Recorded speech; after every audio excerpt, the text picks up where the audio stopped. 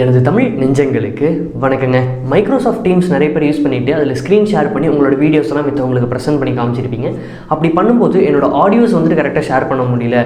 அதாவது நான் video play பண்ணும்போது ஜஸ்ட் வீடியோ மட்டும் தான் ப்ளே ஆகுது. அந்த வீடியோக்குரிய ஆடியோ கரெக்டாக என்னால் ப்ளே பண்ண முடியல. அது எப்படி எனேபிள் பண்ணுறது அப்படின்ட்டு கேட்டிருந்தீங்க. ரொம்பவே சிம்பிள். அது எப்படி அப்படிங்கிறது அந்த வீடியோவில் பார்க்கலாம். மைக்ரோசாஃப்ட் டீம்ஸில் நீங்கள் ஒரு மீட்டிங் ஜாயின் பண்ணதுக்கப்புறம் உங்களுக்கு இன்டர்ஃபேஸ் இந்த மாதிரி தான் இருக்கும். பேசிக்காக மைக்ரோசாஃப்ட் டீம்ஸை பற்றி தெரிஞ்சுக்கணும், எப்படி மீட்டிங் ஷெட்யூல் பண்ணுறதுங்கிறத பற்றிலாம் தெரியணும் அப்படின்னா ஆல்ரெடி வீடியோ போட்டிருக்கேன். அதுக்கான லிங்க் டிஸ்கிரிப்ஷனில் கொடுத்துருக்கேன், நீங்கள் செக் பண்ணி பார்க்கலாம். இப்போ முன்னாடி சொன்ன மாதிரி இன்டர்ஃபேஸ் இந்த மாதிரி இருக்கும்.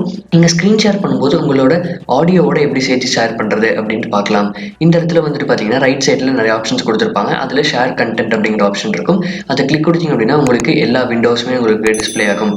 அதுக்கு மேலே பார்த்தீங்க அப்படின்னா இன்க்ளூட் கம்ப்யூட்டர் சவுண்ட் அப்படின்ட்டு இருக்கும். இந்த ஆப்ஷனை எனேபிள் பண்ணிட்டீங்க அப்படின்னா உங்களால் ஆடியோவோட உங்களால் ஸ்க்ரீன் ஷேர் பண்ணிக்க முடியும்.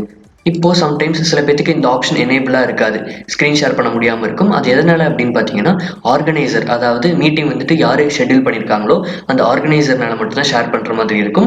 அவங்க உங்கள் பார்ட்டிசிபென்ட்ஸ் லிஸ்ட்டில் போயிட்டு உங்கள் நேம்ல இந்த ஆப்ஷன் இருக்கும். இதை கிளிக் கொடுத்துட்டு இப்போ நான் தான் ஆர்கனைஸ் பண்ணி நான் மட்டும்தான் உள்ளே இருக்கேங்கிறதுனால எனக்கு ஒரு ஸ்பாட்லைட் ஆப்ஷன் மட்டும் காமிக்குது.